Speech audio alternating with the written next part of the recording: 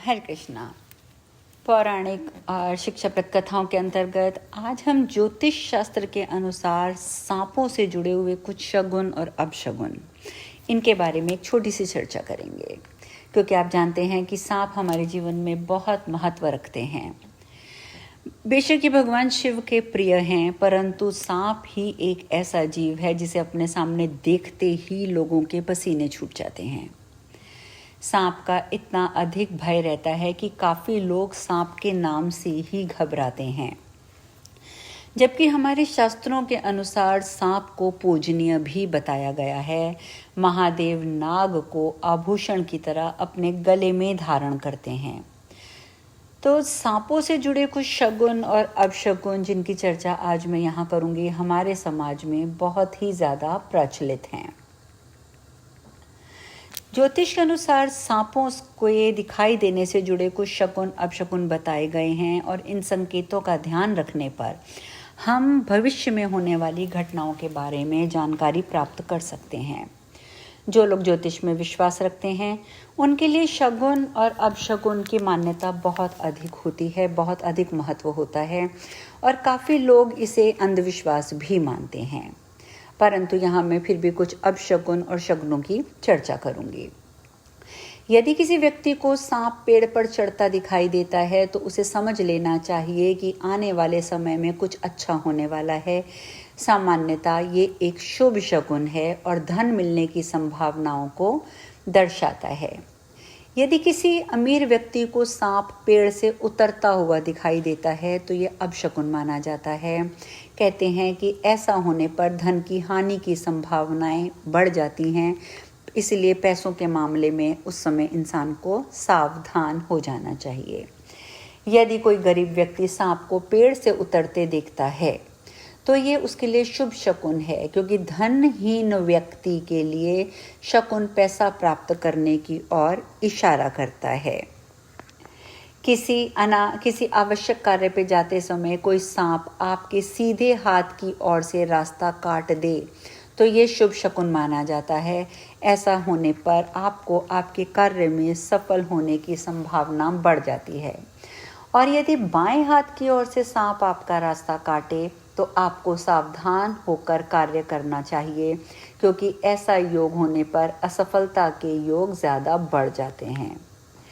इसी प्रकार से यदि कोई सफ़ेद सांप दिखाई देता है तो ये शुभ शकुन माना जाता है। ऐसे व्यक्ति को ऐसा सांप दिखे तो उसे कार्य में सफलता मिलती है। अगर किसी मंदिर में आपको सांप दिखाई देता है तो ये भी शुभ संकेत माना जाता है। ऐसा होने पर व्यक्ति की मनोकामनाएं पूर्ण होती हैं। यदि शिवलिंग पर सांप लिपटा हुआ दिखाई दे तो ये बहुत शुभ शकुन होता है। ऐसा होने पर व्यक्ति को भगवान शिव की कृपा प्राप्त होती है। मरा हुआ सांप देखना अशुभ माना जाता है, अतः यदि कहीं मरा हुआ सांप दिखाई दे तो भगवान शिव से क्षमा याचना की जानी चाहिए और शिवलिंग पर जल और कच्चा दूध चढ़ाना चाहिए। यदि किसी व्यक्ति को नाग नागिन प्रणय करते हुए दिखें तो इसे अशुभ माना जाता है। ऐसे में व्यक्ति को नाग नागिन के सामने रुकना नहीं चाहिए। यदि उनके प्रेम में विघ्न पड़ता है तो वह व्यक्ति के लिए खतरनाक हो सकता है, अतः ऐसे स्थान से तुरंत चले जाना चाहिए। नाग नागिन से किसी प्रकार की भी छेड़छाड़ नहीं करनी चाहिए।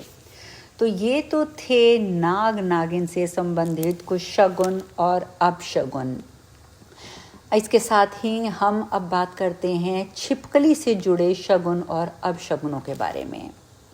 आने वाले समय में क्या होगा ये तो किसी को नहीं पता, लेकिन पशु पक्षी जीव जंतु भी विभिन्न तरह से हमें भविष्य में होने वाली घटनाओं से अवगत कराते रहते हैं। घरों पर आमतौर पर पाई जाने वाली छिपकली भी भविष्य में होने वाली कई घटनाओं को दर्शाती है, और इसका वर्णन जो है वो हमें शकुन शास्त्र में देखने को लिए मिलता है। तो आज हम थोड़ी सी छिपकली के शगुन अपशकुन की भी बात करेंगे। नए घर में प्रवेश करते समय यदि गृह स्वामी को छिपकली मरी हुई या मिट्टी लगी हुई दिखाई दे तो उसमें निवास करने वाला जो व्यक्ति होता है वो रोगी हो सकता है, ऐसा शकुन शास्त्र कहता है। और इस शकुन से अपशकुन से बचने के लिए पूरे परिवार को विधि विधान से पूजन करने के बाद ही नए घर में प्रवेश करना चाहिए। अगर छिपकली समागम करती मिले तो किसी पुराने मित्र से मिलना हो सकता है। लड़ती दिखे तो किसी दूसरे से झगड़ा होने की संभावना है। अलग होती दिखे तो किसी प्रियजन से बिछुड़ने का दुख सहन करना पड़ सकता है। शकुन शास्त्र के अनुसार दिन में भोजन करते समय यदि छिपकली का बोलना सुनाई दे तो शीघ्र ही कोई शुभ समाचार मिलता है या फिर कोई शुभ फल प्राप्त हो सकता है। हालांकि ये घटना बहुत कम होती है क्योंकि छिपकलियां अधिकांश रात के समय ही बोलती हैं। छिपकली अगर माथे पर गिरती है तो संपत्ति मिलने की संभावना बढ़ जाती है। यदि छिपकली आपके बालों पर गिरती है तो इसका मतलब है कि मृत्यु आपके सामने खड़ी है। दाहिने कान पर छिपकली का गिरना यानी आभूषण की प्राप्ति होना है और बाएं कान पर छिपकली का गिरना यानी कि आयु में वृद्धि होने का है। नाक की तरफ छिपकली गिरती है तो जल्दी ही भाग्योदय होता है। मुख पर छिपकली गिरती है तो मधुर भोजन की प्राप्ति होती है। बाएं गाल पर छिपकली गिरती है तो पुराने मित्र से मुलाकात होती है और दाहिने गाल पर छिपकली गिरती है तो आपकी उम्र बढ़ती है। गर्दन की ओर अगर छिपकली गिरती है तो अर्थात आपको यश मिलता है। दाढ़ी पर छिपकली गिरने का मतलब आपके सामने जल्दी ही कोई भयानक घटना हो सकती है। मूंछ पर छिपकली गिरनी यानी समापन की प्राप्ति। भौहों पर छिपकली गिरना यानी धन हानि। दाहिनी आंख पर छिपकली गिरने का मतलब है किसी दोस्त से मुलाकात। बाईं आंख पर छिपकली गिरने का अर्थ है जल्द ही कोई बड़ी हानि। कंठ पर छिपकली गिरने का अर्थ है शत्रुओं का नाश। दाहिने कंधे पर छिपकली गिरने से विजय। बाएं कंधे पर छिपकली आए तो नए शत्रु। दाहिनी भुजा पर छिपकली गिरे तो धन लाभ। बाहीं भुजा पर गिरे तो संपत्ति छीनने की आकांक्षा। दाहिनी हथेली पर छिपकली अगर गिर जाए तो कपड़े मिलते हैं। बाईं हथेली पर गिर जाए तो धन की हानि होती है। छाती की दाहिनी ओर छिपकली गिरने पर ढेर सारी खुशियां और बाईं ओर गिरने पर घर में क्लेश होता है। पेट पर छिपकली गिरने से आभूषण प्राप्ति होती है। कमर के बीच में अगर छिपकली गिरे तो आर्थिक लाभ मिलता है। पीठ पर दाहिनी ओर छिपकली गिरने से सुख मिलता है। बाईं तरफ छिपकली गिरने से रोग लगते हैं। पीठ के बीच में अगर छिपकली गिरती है तो घर में क्लेश होता है। नाभि पर छिपकली गिरने से मनोकामनाएं पूर्ण होती हैं। जांघ पर गिरने से सुख मिलता है यदि दाहिनी जांघ हो तो। बाईं जांघ पर गिरने से दुख की प्राप्ति होती है। दाहिने घुटने पर छिपकली गिरने से यात्रा का संयोग है। बाएं घुटने पर छिपकली गिरने से बुद्धि की हानि होती है। दाएं पैर या दाईं एड़ी पर छिपकली का गिरना यात्रा में लाभ मिलता है।